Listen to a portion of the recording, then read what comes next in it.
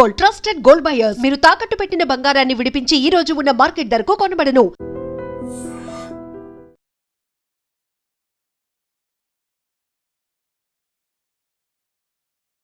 Big breaking ఇది. Actually America అంటేనే మనకు తెలుసు, అండ్ అమెరికా అధ్యక్షుడికి ఉండేటటువంటి ఏమంటారు సెక్యూరిటీ ఎంత పటిష్టంగా ఉంటుందో కూడా మనకు తెలుసు. వైట్ హౌస్ అసలు కనబడాలంటేనే చాలా కష్టము బయట నుంచి. అట్లాంటిది వైట్ హౌస్ కి ఆల్మోస్ట్ ఇక 2 అంచెలు దాటితే వైట్ హౌస్ లోకి ఎంటర్ అవ్వచ్చు. అలాంటి ప్లేస్ లో వైట్ హౌస్ కి ఈ నేషనల్ గార్డ్స్ ఎవరైతే ఉంటారో, నేషనల్ సెక్యూరిటీ గార్డ్స్ ఎవరైతే ఉంటారో వాళ్ళ మీద ఆఫ్ఘనిస్తాన్ కి సంబంధించిన యువకుడు 29 సంవత్సరాల ఆఫ్ఘనిస్తాన్ కి సంబంధించిన వ్యక్తి కాల్పులు జరిపిండు. ఇది ఇప్పుడు తీవ్ర కలకలాన్ని క్రియేట్ చేస్తోంది. దీని మీద వైట్ హౌసే కాదు, సెక్యూరిటీ ఆఫీసర్సే కాదు, ఏకంగా అమెరికా ప్రెసిడెంట్ డొనాల్డ్ ట్రంపే చాలా తీవ్రంగా స్పందించిండు. ఎవరైతే ఈ కాల్పులు జరిపిండో అతన్ని ఖచ్చితంగా మేము ఎట్లా శిక్షించాలో మాకు తెలుసు అనేటువంటి మాట చెప్పిండు. అట్లాగే ఆయన నోట్తోనే ఆయన ఏం చెప్పిండు అని అంటే, యాక్చువల్లీ గన్ కల్చర్ చాలా ఎక్కువగా ఉంటుంది అమెరికాలో. మేబీ గన్ కల్చర్ లో భాగంగా డొనాల్డ్ ట్రంప్ మీద లేదంటే వాళ్ళ ప్రభుత్వం మీద వ్యతిరేకత ఉన్న వాళ్ళు కూడా ఇట్లాంటి అక్కడక్కడ చర్యలు చేస్తూ ఉంటారు. కానీ ఇతనేమి డ్రగ్ అడిక్ట్ కాదు, లేకపోతే ఇంకోటి కాదు, ఇది గన్ కల్చర్ కి సంబంధించిన ఇన్సిడెంట్ అసలే కాదు అని ఏకంగా డొనాల్డ్ ట్రంపే తేల్చేసిండు. ఇది ఉగ్రవాద చర్యగా మేము భావిస్తున్నాం. ఉగ్రవాదే ఇప్పుడు వైట్ హౌస్ మీద నన్ను టార్గెట్ చేసుకొని నా దేశం మీద ఏదో ఆధిపత్యాన్ని చెలాయించడానికి చేసినటువంటి చర్యగా నేను భావిస్తున్నాను. ఈ వ్యక్తి ఎవరైతే కాల్పులు జరిపిండో ఎట్టి పరిస్థితుల్లో వదిలిపెట్టేది లేదు అంటూ ఆయన అనౌన్స్ చేసినటువంటి సిచ్యువేషన్. సో ఎక్కడ కూడా ఏ డౌట్ లేకుండా ఆయన ఉగ్రవాద చర్యగా దీన్ని అభివర్ణించిండు. అట్లాగే ఆ ఉగ్రవాద చర్యగానే ఆయన భావిస్తున్నాడు. అందులో భాగంగా ఇప్పుడు అమెరికాలో ఉన్నటువంటి FBI అనుకోండి, సెక్యూరిటీకి సంబంధించిన ఏజెన్సీస్ అనుకోండి, అందరూ అఫీషియల్స్ కూడా ఇప్పుడు రంగంలోకి దిగారు. ఆ ఉగ్రవాది ఇప్పుడు డొనాల్డ్ ట్రంప్ అనౌన్స్ చేసాడు కాబట్టి ఉగ్రవాద చర్యగా మేము చూస్తున్నామని, ఆఫ్ఘనిస్తాన్ కి సంబంధించిన వ్యక్తి అక్కడి వరకు ఎట్లా చేరుకున్నాడు, అసలు ఎప్పటి నుంచి ఉంటున్నాడు, ఇదంతా కూడా ఆరా తీసినప్పుడు ప్రాథమికంగా ఇన్ఫర్మేషన్ ఏముంది అంటే 2021లోనే ఈ 29 సంవత్సరాల ఆఫ్ఘనిస్తాన్ కి సంబంధించిన వ్యక్తి అక్రమంగా అమెరికాలోకి ఎంట్రీ అయిండు. తర్వాత చాలా రోజుల నుంచి కూడా వైట్ హౌస్ ని టార్గెట్ చేసుకొని వైట్ హౌస్ మీద కాల్పులు జరపాలి, అది కూడా చాలా దగ్గరగానే జరపాలి, ఒక వార్నింగ్ లాగా ఇవ్వాలి అని అనుకొని స్కెచ్ చేసి ఇదంతా చేశాడు అని ప్రాథమికంగా ఇప్పుడు FBIకి సంబంధించిన అధికారులకు అందినటువంటి ఇన్ఫర్మేషన్. పోనీ అక్కడి వరకు అసలు ఎట్లా చేరుకున్నాడు? వైట్ హౌస్ దగ్గర చేరుకోవడం అంటే మామూలు విషయం కాదు.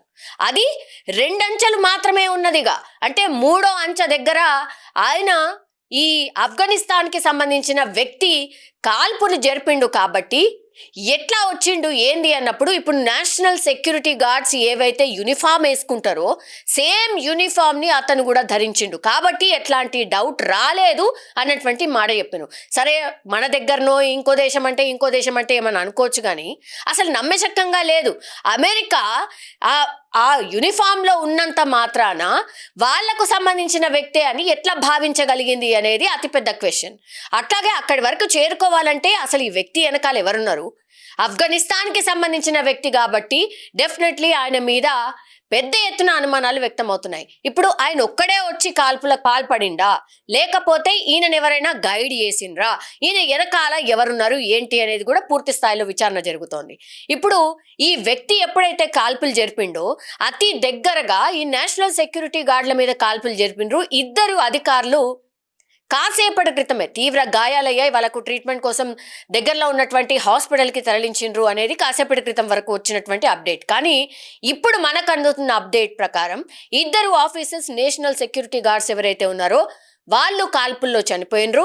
అట్లాగే ఆ నేషనల్ సెక్యూరిటీ గార్డ్స్ ఈ ఆఫ్ఘనిస్తాన్ కి సంబంధించిన వ్యక్తి మీద కూడా కాల్పులు జరిపిండు. ఆఫ్ఘనిస్తాన్ అంటే మనకు తెలుసు కదా, ముస్లిం దేశస్థుడు. ఆయన అల్లాహో అక్బర్ అంటూ కాల్పులు జరిపినట్టుగా అక్కడ ఉన్నటువంటి నేషనల్ సెక్యూరిటీ గార్డ్స్ కూడా కొంతమేర ఇన్ఫర్మేషన్ ఇప్పుడు FBI అధికారులు అనుకోండి, ఏజెన్సీలందరికీ ఇవ్వడం అయితే జరిగింది. సో ఖచ్చితంగా ఒక మోటివ్తోనే వచ్చింది కాబట్టి ఆయన మీద కూడా సెక్యూరిటీ వాళ్ళు కాల్పులు జరిపినరు. కానీ బుల్లెట్లు తగిలినే కానీ ఇంకా ఆయనను అంటే ఆయన బతికే ఉన్నాడు. సో దగ్గరలో హాస్పిటల్కి అత్యంత సెక్యూరిటీగా తరలించి ఆయనకి ఇప్పుడు హాస్పిటల్లో ట్రీట్మెంట్ అయితే నడుస్తోంది. దీని మీద డొనాల్డ్ ట్రంప్ చాలా సీరియస్గా స్పందించిండు. ఎందుకంటే అగ్రరాజ్యం అనే చెప్పుకున్నటువంటి అమెరికా మీద ఇట్లా ఉగ్రదాడి జరిగితే ఎంత డేంజర్ సైన్ ఇది. ఇప్పుడు ఆ ట్విన్ టవర్స్ని పేల్చివేసిన ఘటనను ఎవరు కూడా ఇప్పటికీ మర్చిపోలే. అట్లాంటిది ఇప్పుడు ఉగ్రవాదులు ఇంకా కూడా అమెరికా మీద కన్నేసే ఏకంగా వైట్ హౌస్ అట్లాగే ప్రెసిడెంట్కే ఒక రకంగా సెక్యూరిటీ లేదా అనే క్వశ్చన్ని క్రియేట్ చేసే ప్రయత్నం చేశారు. కాబట్టి ఆయన చాలా అంటే చాలా సీరియస్గా స్పందించిండు. ఇది రాక్షసమైన ఉగ్రవాద చర్య, ఈ అకృత్యం ఒక దుష్ట చర్య, ద్వేషపూరిత చర్య, ఉగ్రవాద చర్య అంటూ ఆయన వ్యాఖ్యానించిండు. అట్లాగే మనకు తెలుసు క్రిస్మస్ సమీపిస్తోంది కాబట్టి అక్కడ రకరకాల ఫెస్టివల్స్ కూడా జరుగుతుంటాయి. ఈ క్రమంలో ఈ దాడి జరగడం ఇంకో బిగ్ బ్లాస్ట్గా అని కూడా అనుకోవచ్చు. ఈ దారుణానికి పాల్పడిన జంతువు అత్యంత కఠినమైన శిక్షను అనుభవించేలా చూస్తాము అని ఆయన ఈ ఉగ్రవాద దాడి జరిగిన కాసేపటి తర్వాత ఒక సభలో మాట్లాడుతూ ఆయన ఈ దేశ ప్రజల్ని ఉద్దేశించి ఒక ప్రతిజ్ఞ అయితే చేసిండు. సో ఆ కస్టడీలో ఉన్న ఈ నిందితుడు ఎవరైతే ఉన్నారో ఈ ఆఫ్ఘనిస్తాన్కి సంబంధించిన విదేశీయుడు 2021లో వచ్చిండు. సో రాజధాని నగరాన్ని రక్షించడానికి ఇంకా ఇప్పుడు 500 మంది అదనంగా సైనికులని ఇప్పుడు డిప్లాయ్ చేస్తున్నట్టుగా డొనాల్డ్ ట్రంప్ ఆ సభలోనే ప్రకటించడం జరిగింది. సో ఒక రకంగా అమెరికా మీద ఉగ్రవాద చర్య అనంటే ఇప్పుడు ప్రపంచ దేశాలన్నీ కూడా అటువైపు చూస్తాయి, మాట్లాడతాయి. ఎందుకంటే మన దేశం కూడా ఈ ఉగ్రవాద చర్యను కూడా అనుభవిస్తున్న దేశం మనది కాబట్టి ఇప్పుడు అగ్రరాజ్యం కూడా తిప్పలు తప్పలేదా? అగ్రరాజ్యంకి కూడా తప్పట్లేదు కదా. ఉగ్రవాదులు ఏడైనా ఉన్నారు, మొత్తం ప్రపంచవ్యాప్తంగా ఉన్నారు అనేటువంటిది చెప్పకనే చెప్తున్నారు. అట్లాగే ఇప్పుడు ఆఫ్ఘనిస్తాన్కి సంబంధించిన ఇమ్మిగ్రేషన్ ఆఫీస్ని ఇమ్మీడియేట్గా అమెరికా సర్కార్ ఆపేసింది. సో ఆఫ్ఘనిస్తాన్కి సంబంధించిన వ్యక్తులు ఇప్పుడు ఎవరైతే అమెరికాలో ఉన్నారో, అమెరికాకి రావాలనుకుంటున్నారో వాళ్ళందరికీ కూడా ఒక హెచ్చరిక ఇచ్చింది. ఆఫ్ఘనిస్తాన్ దేశస్తులు ఇప్పుడు అమెరికాలో ఎవరైతే ఉన్నారో వాళ్ళ మీద ప్రత్యేక నిఘా ఉంటుంది. అట్లాగే ఇప్పుడు సర్చ్ ఆపరేషన్ కూడా వాళ్ళ మీద ఉండబోతోంది అనేటువంటిది చెప్పకనే చెప్పినటువంటి సిచ్యువేషన్. ఇప్పుడు ఆఫ్ఘనిస్తాన్కి సంబంధించిన ఇమిగ్రేషన్ని సస్పెండ్ చేసింది అమెరికా. ఎవరు కూడా ఆఫ్ఘనిస్తాన్కి సంబంధించిన దేశస్తులు ఇక మీదట అమెరికా ప్రస్తుతం అయితే రాలేరు అన్నటువంటి డిసిషన్ అయితే అమెరికా తీసుకున్న సిచ్యువేషన్ అయితే కనిపిస్తోంది. చాలా సీరియస్గా దీని మీద డొనాల్డ్ ట్రంప్ స్పందించారు కాబట్టి ఇంకేం నిజాలు బయటకు వస్తాయో వేచి చూడాల్సిందే. ఇప్పుడు అగ్రరాజ్యం అమెరికా మీద కూడా ఉగ్రవాది ఉగ్ర దాడి జరిగింది అంటే ఇప్పుడు ప్రపంచమంతా అమెరికా వైపు చూస్తున్న situation. And for more videos, Please subscribe to iDream. Please subscribe to iDream. Please subscribe iDream. And please subscribe to iDream. For more videos, subscribe to iDream. please like, share and subscribe to the channel.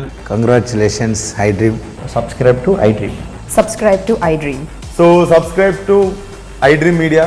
iDream की iDream team अंदर की huge congratulations. Please subscribe iDream Media. Please subscribe to iDream. Subscribe iDream. Please subscribe to iDream. iDream అంటే నా కళల ఛానల్ను subscribe చేసుకున్న నోరు తిరుగుతలేదు, మీరైతే గంట గుర్తు కొట్టండి. For more such videos, please subscribe to iDream. Subscribe to iDream. Please subscribe to iDream. Please subscribe iDream Media. Please do subscribe to iDream. Please subscribe to iDream Media. For best entertainment and information, please subscribe iDream. And don't forget to subscribe to iDream.